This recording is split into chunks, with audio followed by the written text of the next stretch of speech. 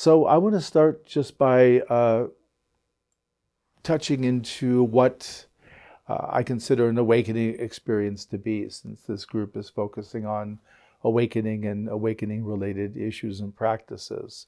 So I see it as needing to contain three components. The first is a deep experience of no self or absence of self.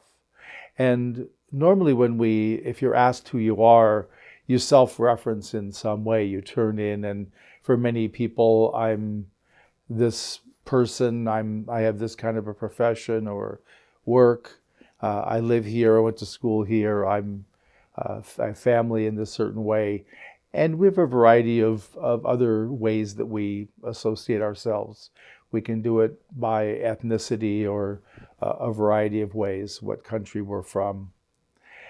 And so when we go to check in, when absence of self is present, the normal sense of self is transparent, or it's not available. So when we self-reference, we don't have an answer.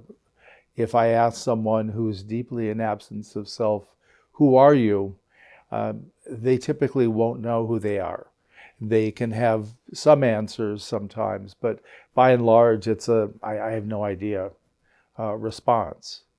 But it's not coming from a place of loss, like an amnesia or an unconsciousness. There's full presence and awakeness, but there's a sense that I'm not the normal me. Something's missing. Something big is missing. Another aspect is the unity. So the absence of self is a deep experience of the unmanifest absolute. The blackness, the absence, the peacefulness, the stillness, that quality, that functioning. And then the other deep experience is a unity experience. So a oneness, a love experience. And this is really a deep experience of the manifest absolute.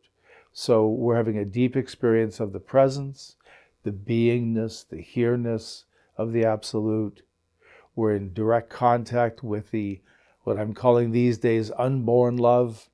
This is a love that's always present, always in full supply, always available to us. So experiencing that deep love, the presence, and a non-conceptual awareness is part of that functioning.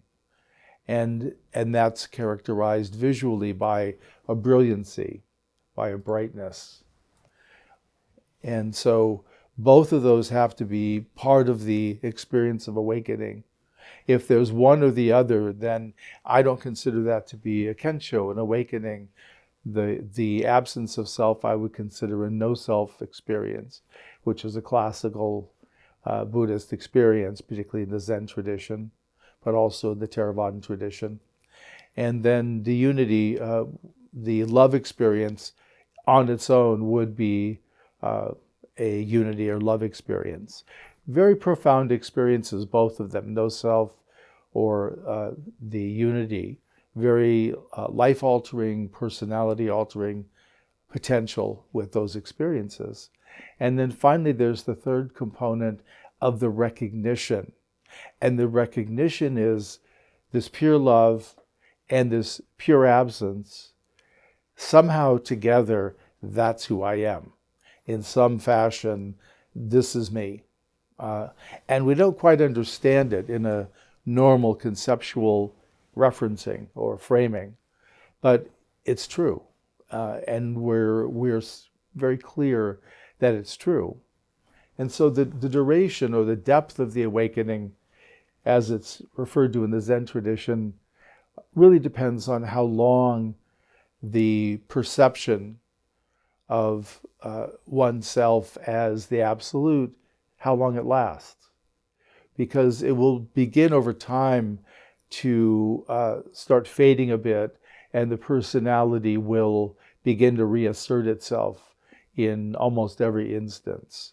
And so there's a time when the person is stepping back and forth, not volitionally, but it's happening, where there's times the absolute is here, absence or love is here, and there's times when the personality is here. And so it begins where the personality begins reasserting itself and eventually is active again. Not quite in the same way, not quite to the same duration, and also we don't fully believe it anymore. That's one of the big shifts that happens.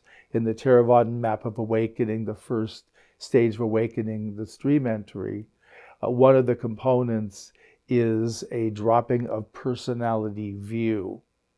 And that's what I'm talking about, is that the conviction we have in me, even though we still believe in a me, it's not a absolute conclusion anymore. It's not a foundational fact. It's now, well, yeah, I am a self, but sometimes I'm not. So you can see it really begins shifting the dynamic of it.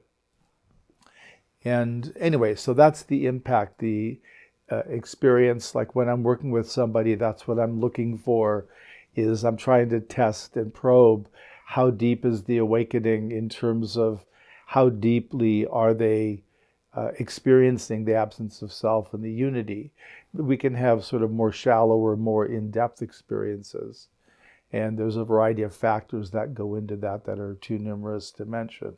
But just to know that it's a part of the process.